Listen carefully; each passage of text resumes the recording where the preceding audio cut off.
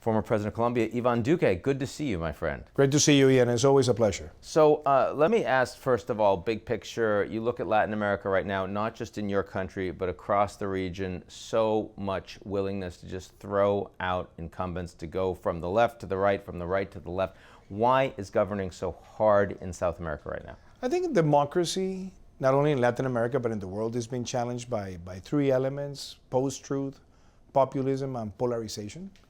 And I think those phenomena have been exacerbated by the velocity of the social media and how social media sometimes is used to blast, to attack, to disinformate.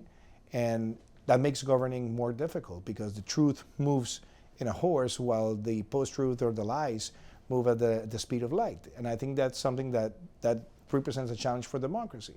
But something that is important to say is that what I'm seeing in Latin America is not a matter of right and left, but a matter of right and wrong. I'm seeing phenomena of populism and demagoguery that are putting in danger many of the conquests, social and economic conquests, that the region has made in the last 20 years. And only the countries who will preserve the capacity to take technical decisions, pro-market, pro-business, and obviously pro-employment are the ones who are going to be able to navigate this hyper or inflation trend that we're seeing around the world in a moment where big economies are slowing their growth. I mean, we're here at the United Nations General Assembly week. You're wearing the United Nations Human Development Goals. We saw this year so many of the Human Development Goals, whether it's on education, forced migration, on climate. The human development has actually deteriorated. We've lost 5 years of progress over the course of the pandemic. Can we regain that momentum, and what's it going to take? Well, I think the pandemic has been the major challenge that we have faced in more than 2 generations, maybe. And I think we saw how the pandemic affected the economy and affected many of the social indicators. When I was president of Colombia, I had to deal with such a major crisis. And you know, what makes me happy at the end of the day is that we were able not only to vaccinate the whole country, but to get the economy growing maybe at the fastest pace in history, and being able to create a social safety net that allow us not to have a major setback when it comes to poverty rates. That's why the multidimensional poverty last year was lower than before the pandemic. And we were able to pass from 4 million beneficiaries of social programs to 11 million families. So I think those policies helped us in order to prevent that we had a major setback. But obviously, our case is not the case of other countries or other developing countries. And I think now we have to think on expanding maybe the sunset clause of the Sustainable Development Goals, maybe to 5 more years. But I consider that the framework that we have there is the right framework, and we have to accelerate all we can to reach those goals. But it only depends on 2 major factors: to be able to grow and to be able to turn that growth into opportunities, especially in education, healthcare, and the access to public services. Now, you know, for the last 6 months, the conversation when you talk about the global issues has been overwhelmingly on the Russian invasion of Ukraine. But I will say that we did have this one summit of the Americas, which was almost universally seen as a nothing burger and also a bit of a failure for the United States. This is America's backyard. Why do we not have a stronger sense of hemispheric leadership and relations right now? I think, Ian, the way I see it, I not to tend to see the glass half empty but half full. And I know the summit was very challenging because it was in a very complicated moment with so much political diversity, so much political tensions inside the countries, and obviously in an electoral year for many countries. So those were very complex elements. What I liked is that this was the first summit in almost 5 years. So it was something that had the meaning of at least putting us all together again. The second thing that I valued about the summit is that, understanding that there were not major announcements on policy. I think there was a major announcement when it comes to conservation areas in Latin America. So we were able, in the case of Colombia and the Dominican Republic, to create the protected area of Beata, We work with Panama, we work with Ecuador, and we work with Costa Rica on the larger protected maritime area in the world. So I think those announcements were good. But you clearly say something. What is happening in the hemisphere? And I think the two things that should not happen is that the sentiment of some governments with populistic intentions to break the OAS evolves, because they clearly want to limit the interaction with the United States. And I think that'll be very bad for the hemispheric politics. One of the voices in the summit that was very clear against those elements was my voice at the time. And the second thing that worries me is the tolerance with dictatorships. We have seen tolerance with Maduro from some governments, now tolerance with Ortega, and obviously tolerance with Cuba. And I was very clear at the summit to say that the hemisphere signed the Democratic Charter, and there's no space in those summits for anti-democratic regimes. And I think that should remain like that. So when President Biden says that really this is a fight between global democracies and autocracies, you think that that is the point that needs to be driven? I think it's an element of distinction, a clear element of distinction, especially in the Western Hemisphere, where in 2001 we decided to sign that very important charter in which all the countries committed to defend democracy. And I think in the region, the case of Maduro and the case of Ortega and the case of Cuba are clearly the outliers in a region where we see that democracy has to be consolidated. They represent brutality. They represent the way they attack the opposition, the way they silence parliament, they silence the media, they silence the judicial power. And I consider that today more than ever, we have to be stronger hitting those policies and those regimes. I mean, in some parts of the world, the United States has strong, even very friendly relations with authoritarian regimes. Look at the Middle East, for example. In some parts of the world, the United States has broken relationships with authoritarian regimes. Look at Cuba, for example. To what extent do you think it is important for the Americans and for other democracies to try to engage even with those countries that have systems that we find antithetical to our own? I think that's a great question, and that's why I think we have to separate two things. Democracy is not to be imposed by countries from the West to countries in the East or the Far East. But in this hemisphere, at least, there's a major consensus, and that's the democratic consensus. And I think that was a major policy achievement in 2001, that we all signed the Democratic Charter, and we said in the Western Hemisphere, there's no space for autocracies or for dictatorships. I think that was a major achievement. In other parts of the world, you either have monarchies, which have been ancestral, or you have regimes that are either party regimes or regimes that, unfortunately, have been turned into dictocracies by the constant re-election process, like the case of Russia, that every day looks more like a dictatorship. Shall the U.S. go and impose democracy all over the world or the West? No. But should we defend the democratic values? Yes. And if we are to raise our voice to tell the world that democracy, maybe it's a more complicated road, but it's be situated in the right side of history, I think we should persevere in that sentiment. Now, we know that democracy is under a lot of threat, under a lot of challenge right now. In part, that comes from the rise of authoritarian regimes with more power like China. But in part, of course, it's self-imposed. It's challenges inside democracies itself. Capitalism also has similar challenges right now, in part because a state capitalist country like China is the second largest economy on the planet, but in part because a lot of people inside capitalist countries, capitalist systems, are saying, it doesn't work for me. What do government leaders need to do? How do they need to address the excesses of capitalism or the lack of capacity of capitalism to make it more sustainable for the population? Well, let me be blunt in something, Ian. I've heard so many times in other parts of the world where there are autocracies that they define themselves as capitalist system. I don't believe that. And you'll ask why. Because I definitely believe that capitalism can only emerge successfully where people have the right to choose. When you don't have the possibility of people exercising the right to choose, then it's not capitalism as it should be recognized. Maybe it's a state capitalism, maybe it's a state-friends capitalism, but it's not the liberty of capitalism at its best.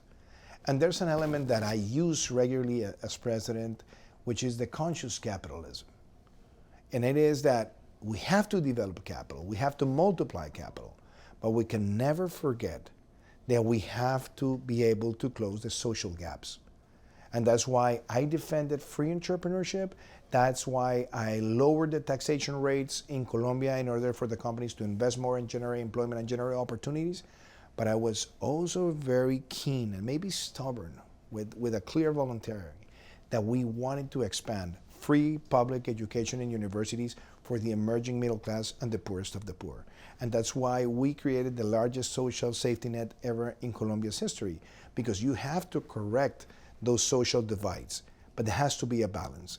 And I honestly believe that the calls from capitalism in places where people don't have the right to choose, maybe it's a variety, but it's definitely autocracy what drives that market.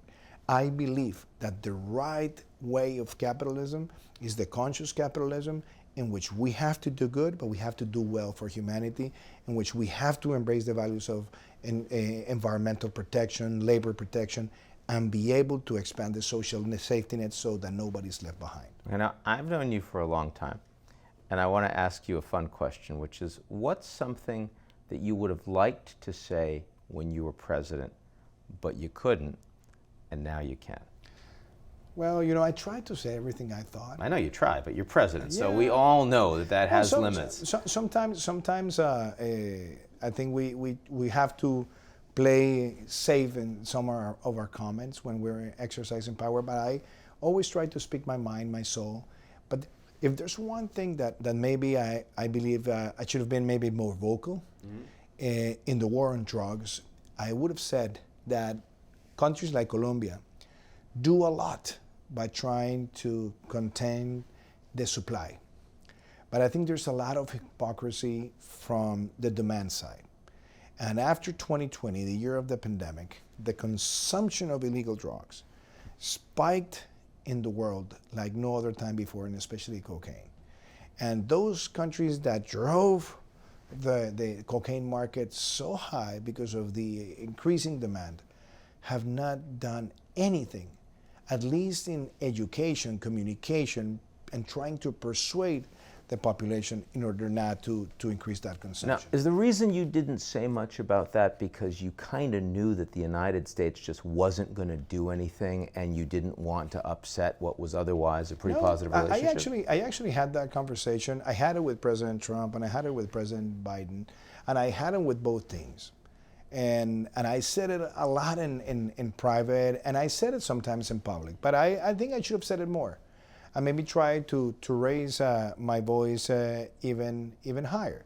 And another thing that maybe I also said it, but I want to take this opportunity to say it louder, is that when it comes to migration around the world, we've seen a lot of pledges, few disbursements. Yeah. A lot of countries say they are willing to support the migrants, but when it comes to the real McCoy of putting the money into the needs of the people, they don't disperse the money as fast as they should. And I think putting this in a broader context and elevating the voice is also a way of saying, it can't be that for the Syrian migration crisis, the amount spent by migrant was $3,000, and in South Sudan it was $1.6 thousand, but in the case of Venezuela it's just $300. Those kinds of things have to be said, and have to be said louder. And I'm trying now, with the new roles that I'm playing as an academic, but also as a speaker, and at the same time participating in world debates, that those things have to be addressed. Otherwise, we're going to leave in Latin America the biggest migration crisis in the world, basically unfunded to attend the needs of so many people. Now, you should have been a little louder on migration, you should have been a little louder on drugs, but you were plenty loud on climate. And climate is another place where clearly the developed world is not doing enough to make a difference for the countries that are taking it in the teeth right now. Now, you're spending a lot of your time, since you've left the presidency, specifically focused on the Amazon, focused on climate. Tell me a bit about where you think, where there are the biggest gaps and why you think those gaps exist. I think today we have a lot of climate ambition, but I don't see the climate ambition, which is the climate speech, connected to realistic everyday results. And as a matter of fact, at the moment we're still generating 51 billion tons of greenhouse gases every year, and we definitely need to do something now. And this implies that countries like the United States, like China, European countries, India, they have to take this seriously, because there'll be a point where the damage is so irreversible that we'll just have to manage a more complicated crisis that will have effects on the way of living of the new generations, and that's critically insane. So I believe that there are 4 things that have to happen right now. One thing is that the 30 by 30, which is 30% of the land of countries, should be declared protected areas. And there are a lot of countries that can, like we did in Colombia. So we expect that this accelerates, and we don't have to wait until 2030, and we can do it beforehand. I think that's critical. The second thing is to accelerate the energy transition. There's a lot of delay there, and I think it has to be accelerated. The third thing, and people don't regularly talk about this, is the use of land. Because, yeah, we can make the energy transition, we can reduce the emissions in the aviation sector, we can even reduce the emissions in households consumption. But the usage of land means that we have basically more than 12.5 gigatons every year that need to be neutral in a decade. And that requires money, commitment, and support from developed countries to the developing countries. Otherwise, we're not going to be able to be carbon neutral. So I'm spending time there. And finally, Ian, the Amazon. People don't realize that the size of the Amazon, the bioma of the Amazon, it's bigger than the United States without Alaska. And that the Amazon, in an hour, is basically transmitting or releasing the amount of water, discharging the amount of water that the whole humanity consumes in a year. So protecting the Amazon is also protecting the life cycle of the planet.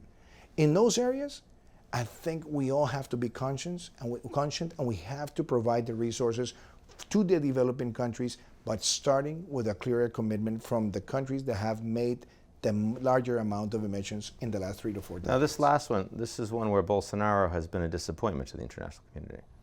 I had an example that I always reference. 3 years ago, I called all the Amazonic countries to sign the Leticia Pact. And President Bolsonaro signed the pact with Evo Morales, and with the president of Ecuador, with the president of Peru, with the authorities from Suriname and Guyana. And that represented a major political commitment. Brazil is the home of vodka, which is the treaty on the protection of the Amazon.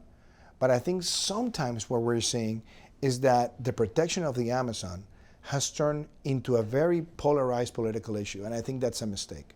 Because maybe Bolsonaro could have done more, but also a lot of people just want to deny the things that have also been taking place in Brazil that are positive. So I think if we cut the polarization, the political polarization, and we identify what are the clear needs and what's the level of commitment that is needed in Brazil, I think we would have been more efficient. And I say this because obviously every year there's... Now that's an answer you could have given as president. I think so. No, you know, Yeah. I always try to be very blunt. Yeah, in yeah. that. Oh, but I think today, for example, I see when there's fires in the Amazon, people blame the Brazilian government or the Colombian government or the Ecuadorian government, but people don't realize how big the area is and how complicated it is to stop the fires when they occur. But in fact, we could if we also had better environmental management in other parts of the world, because all the cycles are moving because there is a negative climate crisis that evolves into the whole atmosphere, that moves from west to east, and it happens regularly. So I think we have to cut the politics out of that and be more technical, more scientific, and try to connect more the private sector, public sector solutions. And I think Brazil can be a better example if we look at it that way. Final question. So now that you look like the Colombian Santa Claus, what's the one? Because the beer, man? What, yeah, and it's a little white. It's a little white. What's the one? You won't get any presents today. I know. What's the one gift that you want to give the Colombian people for Christmas this year? Well, I think the better gift that Colombian people deserve is that the economic policies that are bringing growth, employment, and benefits should be kept. If those policies are destroyed, there won't be any happy Christmas again. So I believe that, as the phrase says, if ain't broken, why fix it? The economy is growing. There's a lot of enthusiasm from investors. Don't ruin that, because bringing investors takes a lot of time, but freaking them out just takes seconds. Former President. Thank you so much. Ivan Duque, great to see you. Thank you so much, Ian. Cheers.